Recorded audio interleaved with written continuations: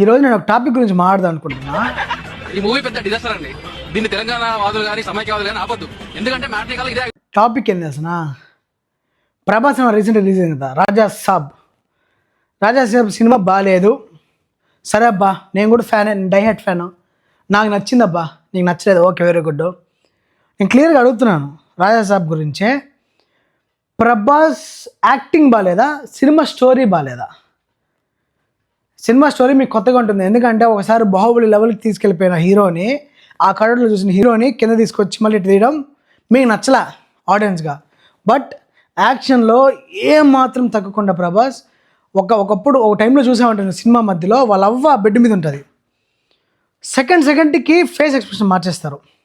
అంటే ఒకసారి ఏడుస్తాడు, ఒకసారి నవ్వుతాడు, ఒకసారి కోపం వస్తుంది, ఒకసారి భయపడతాడు ఏం జరుగుతుంది అనేసి. సో నాకు తెలిసిన వరకు రాజా సాబ్గా ప్రభాస్ హిట్. ఆ స్టోరీ మీకు నచ్చకపోయి ఉండొచ్చు, ఎందుకంటే బాహుబలిని చూసి దీన్ని చూడలేకపోతున్నారు, అంతే తేడా, ఇంకేమీ లేదు ఆడ.